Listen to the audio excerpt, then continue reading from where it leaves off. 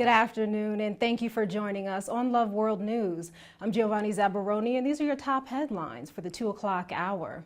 The African National Congress Women's League is asking for more information about the municipal elections to try and figure out why support for their party has declined.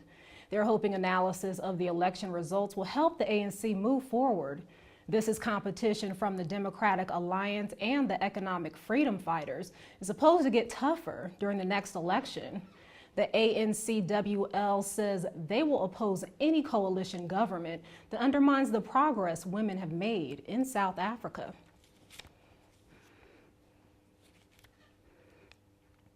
The Independent Electoral Commission of South Africa is apologizing to President Jacob Zuma after anti-rape protesters interrupted his speech at the IEC Results Center.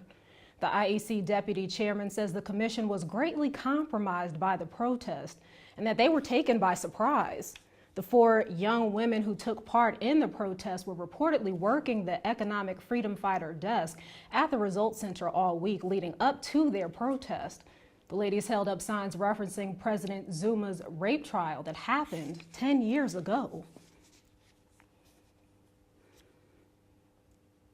Many voters in South Africa have chosen not to participate in the local elections this year due to their disappointment with the current system.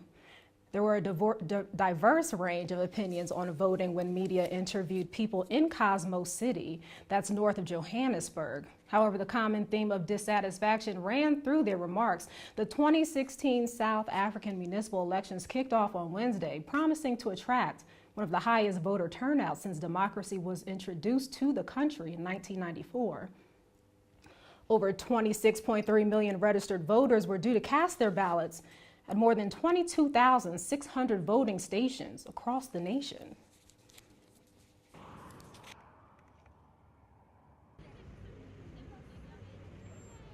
Really cast my vote right now, so I just wake up and do what I have to do, but nothing really has motivated me to vote.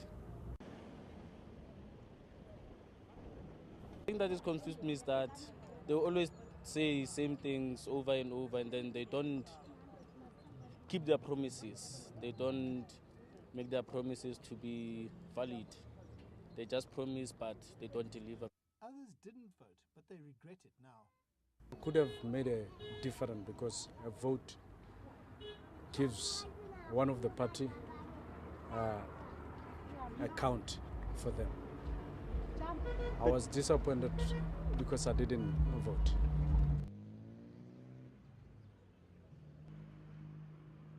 I really wanted to see a change and to have a voice in the country, because if I didn't vote, I cannot complain if there is nothing that is happening. The reason why I voted this, I want to see change. Yeah, because if I don't vote, so actually my vote is my power.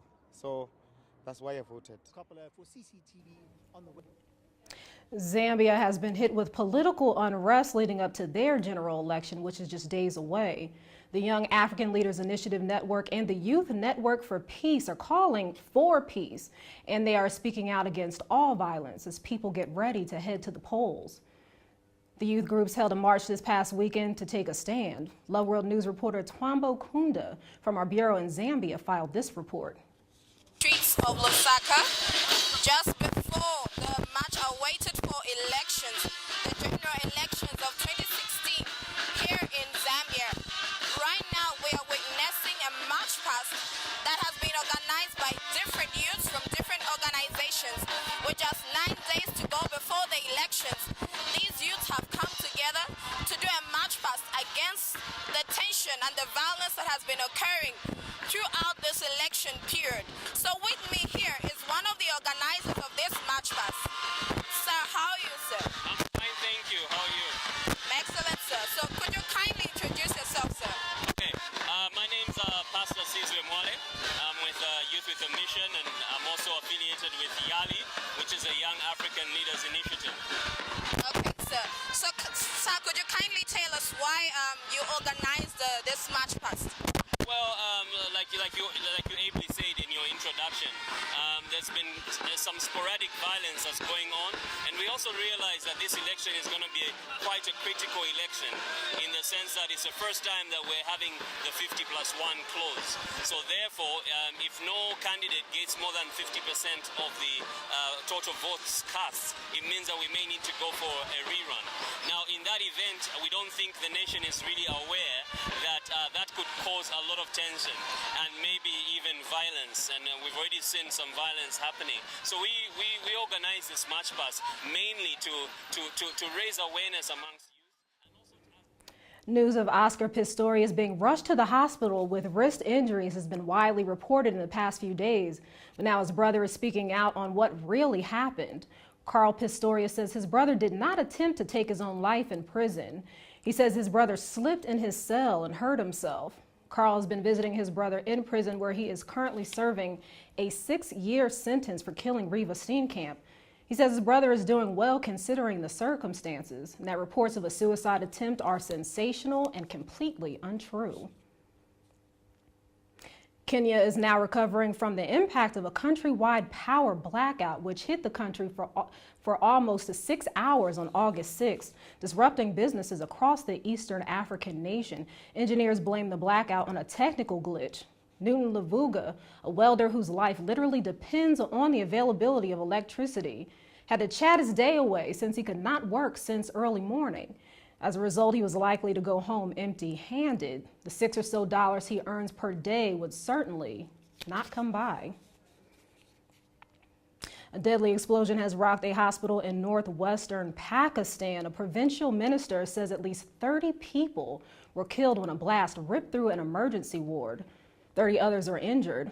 Lawyers and reporters had been gathering at the hospital, where the body of a prominent activist, Bilal Qazi, was brought after he was shot and killed earlier on Monday. In a rare televised address, Emperor Akihito of Japan hinted he may step down very soon. Emperor Akihito is citing health concerns as his reason, saying he fears he may not be able to fulfill his duties if his health gets any worse. Many consider this announcement as a plea to lawmakers in Japan to change the law that requires an emperor to serve until he dies. Emperor Akihito will be turning 83 later this year. Delta Airlines has released a statement saying that a widespread computer outage has impacted flights scheduled for today. Flights awaiting departure are delayed, while flights en route are operating normally. Passengers from around the world took to Twitter reporting problems, including the inability to check in and being stuck on the tarmac. The company is advising travelers to check their flight status on the issue, as it's being addressed right now. History is being made in the state of Utah. The Utah National Guard has its first female general. General Christine Burkle was promoted during a special ceremony at Wright Air National Guard Base over the weekend. She now commands 1,400 personnel in the 151st Air Fueling Wing. General Burkle has a message for other women about to achieve their goals. To those young women out there, you can be anything you want to be. Don't let anybody tell you you can't. If you work hard, you can do it. There are more stories to come right here on Love World News after the break, so please stay with us.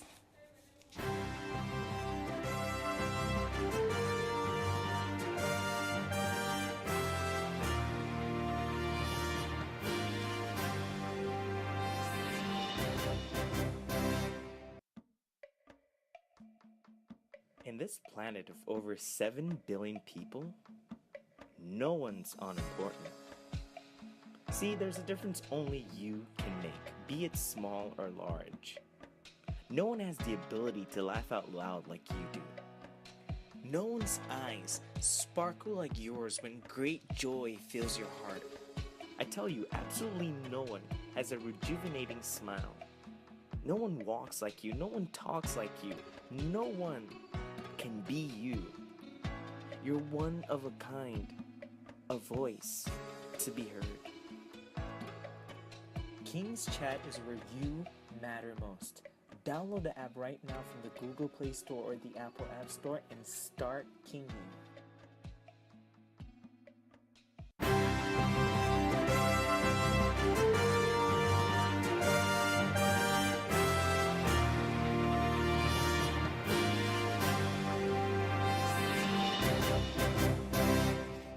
Welcome back. Several dolphins stranded in shallow water were rescued off the coast of Cape Cod in Massachusetts over the weekend. Mary Saldana tells us more.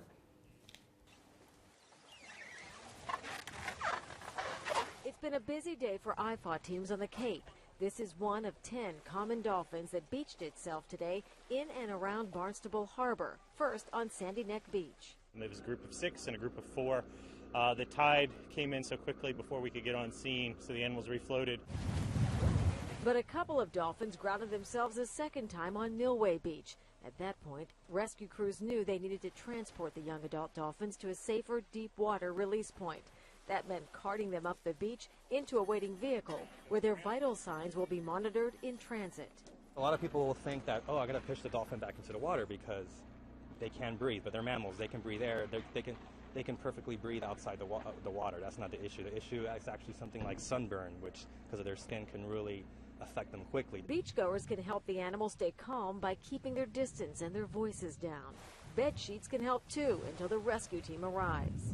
They use them both as a sling to sort of keep them in place and keep them from hurting themselves, and also throwing them on, having them another wet one on top. Pokemon Go has been getting a lot of credit for motivating people to be more active, but it's also gotten a lot of people in trouble. The app launched in Taiwan over the weekend, and already about 350 drivers have received fines that are the equivalent of 1,300 Rand from the police for violating traffic laws. There have been reports of people getting injured, some with broken legs, and even museums are banning people from playing the game. Taiwan's premier issued a statement warning people to, quote, catch the rare creatures, but don't let accidents catch up with you. In the U.S., the state of Florida keeps getting hit with one crisis after another. Large algae blooms are keeping people away from the coast, and reports of people catching the Zika virus from local mosquitoes are making businesses lose much-needed tourism dollars.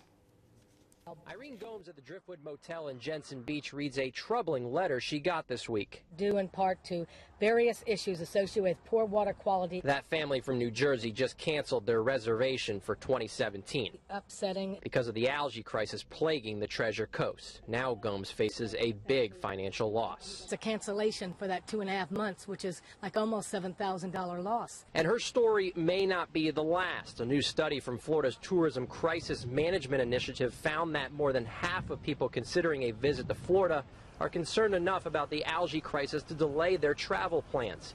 And among those planning a Florida trip, more than 70% would avoid affected areas, like Martin County. Designated state emergency, you start seeing, the decline in numbers. Now lead researcher Ignatius Cayanto is looking at how Zika could affect Florida tourism. He doesn't expect the numbers to be good. I believe there's going to be also even greater than the algae itself. We get travelers from Europe, from all over the country. Mike Mercado runs Right Hook Fishing in Riviera Beach. He's already getting concerned calls about algae and believes Zika could change a lot of travel plans too. Zika is one concern. He hopes it won't stop the tourists he depends on. Just try and tell people exactly what I know and be as honest as possible. That way they can make it informed. Well, have you ever wondered why mothers and fathers sing to their children? There's actually a science behind that, and the music therapists at one neonatal intensive care unit are showing parents just how powerful the sound of music can be for their babies.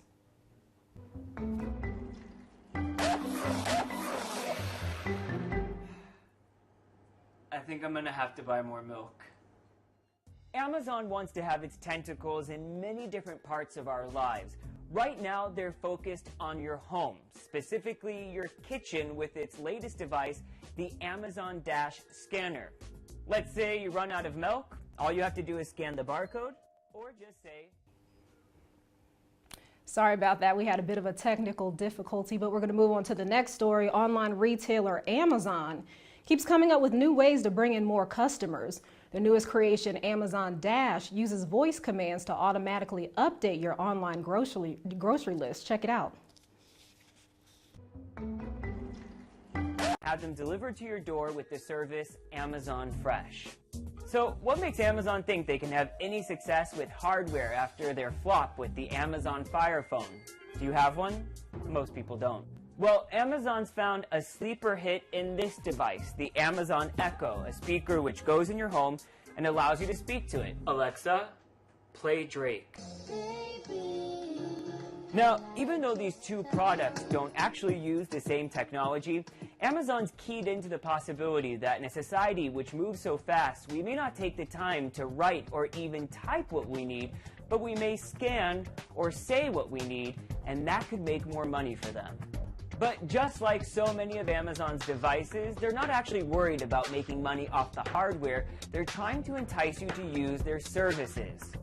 It's a lot easier to find these useful when Amazon is giving them away for free, the way they are to so many of their Amazon Fresh users right now. But if people actually have to start paying for these at the $50 price tag it has, Amazon could find it a lot harder to get these into everybody's kitchen. Your business and finance news is coming up next.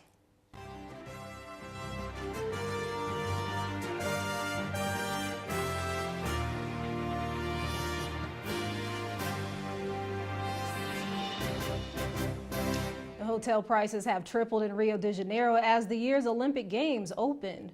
A random click on a hotel booking website showed that most of the rooms have been taken, with only less than 20% of rooms available as of Sunday. A survey made by a hotel booking platform Expedia showed that the average room rates in Rio during the 2016 Games between August 5th and August 21st rose from £67 a night to £196 a night.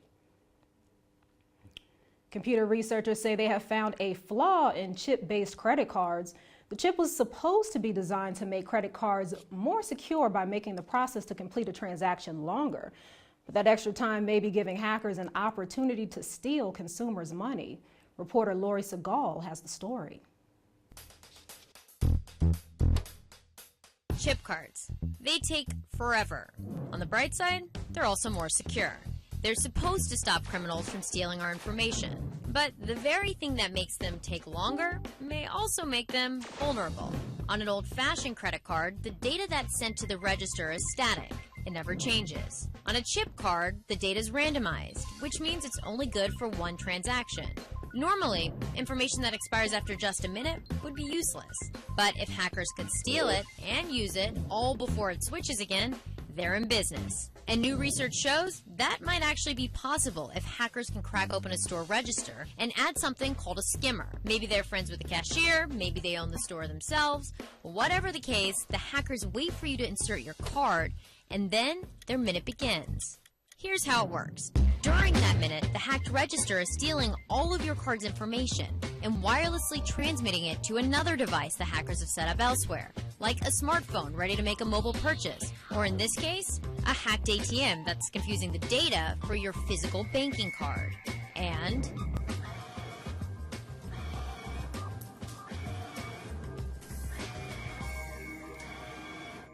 first of all, wow.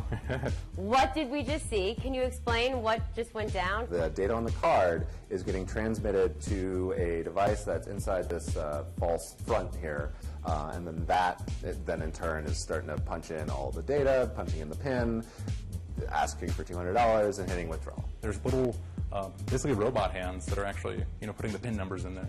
You had to take over almost 2 devices to make this happen, right? So how likely is this to be widespread? What we're trying to do now is kind of envision the kinds of attacks that we feel are going to be likely to happen once the U.S. moves over more completely to the chip and PIN standard. It's not like the criminals are going to throw up their hands and say, oh, you took away my mag stripes, I'm out of the credit card fraud business. So I would expect to see some variation of this, maybe in 2 years hence. You're not going to see this today. You have this skill that enables you to hack an ATM and make money just kind of flow out. Yet you want to use this skill for good. A lot of people would want to take the money and run. So what is it about you that makes you want to use this power for good? I like being ethical. I like, being able to go out in society and, not be scared that every knock on the door is, going to be the police and just in general. So. I love the internet and I am a big technophile and I want that stuff to keep working. And the only way that's going to keep working is the good guys are working at least at pace with the bad guys. That sums up your business and finance news. Here are your market indicators, followed by your weather forecast.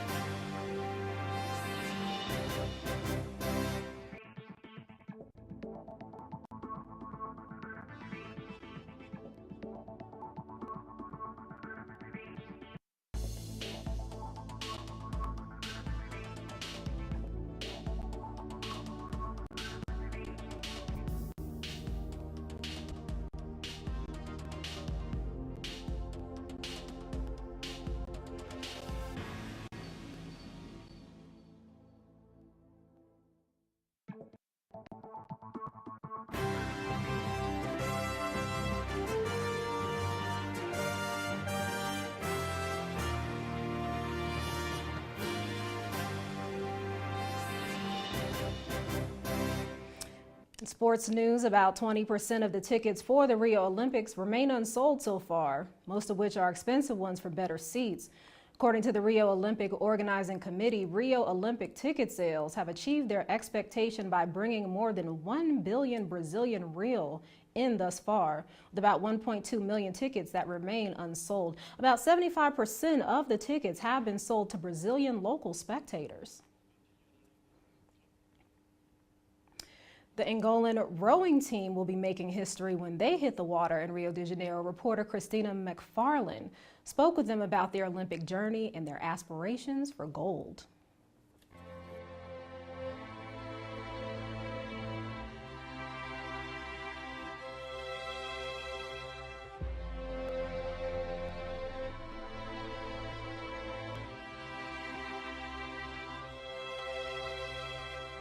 On the lake 4 years ago, where the world's best rowers raced to glory, a new dream is just beginning. This is Angola's first ever rowing team to qualify for the Olympic Games. To train on this base and the Olympic champions were made here. Even going to the Olympics, there's a lot of responsibility. It's a great honor for us, and we hold ourselves to high standards to honor the Olympic spirit. In October 2015, Andre Matias and Jean-Luc Razamelina made history, taking the only qualifying spot in Africa for the men's lightweight double scull. No one associates rowing with Angola, and even in the rowing world, a lot of the countries at the African level have more established teams with hundreds of athletes to choose from, various clubs. In Angola, we have, a dozen boats, a dozen athletes, and at this level, we're the only two. So no inside coming. Have you already seen that what you have achieved is actually changing rowing back in your home country? Certainly, because in 2007 there was only one boat in Angola with wooden sculls with oars. Yeah, and now with the medals we go with a team of about 8 to 9 rowers to the African Championships. We have more people interested knowing what we're doing, and younger rowers in Angola that we look forward to showing to the world in the future. But it takes time. In this sport, success comes with seamless coordination and teamwork, something these two have been building since childhood. Well, we know each other for quite a long time, for like more than 20 years, and we used to do a lot of sports when we were in school in Angola. And Andre always told me to try rowing because I used to play football and tennis. And in 2010 I gave it a go, so I tried. And in 2013 he called me, he asked me if I want to try to make a double for the African chance with him. I said yeah, and we joined in Switzerland. So Andre, you already had your eye on Jean-Luc at school and you were thinking, this guy, one day I'm going to get him in a boat, right? And what do you think now, Jean-Luc, that you've come together? What do you make of this team? Well, I mean, I have no regrets at all. I mean, we have accomplished a lot of things and I think I'm proud to do that with him, especially one of my best friends. As the pair head to Rio, determined to do their country proud, it will also be a special moment for their coach, who has dedicated his life to the sport. I think to make the Olympics is, well, it's their dream come true. It's my dream come true. I've been in the sport for 56 years now. And this for me is the cream on the cake. And I'm going to enjoy it. Christina McFarlane, CNN, London. That's our bulletin this afternoon. Thank you so much for joining us. You can send your questions and comments to feedback@loveworldsat.org. If you see news happen and can safely take video or pictures, we do want to see your eyewitness report. You can send that to iwn@loveworldsat.org. I'm Giovanni Zabaroni, wishing you a blessed afternoon.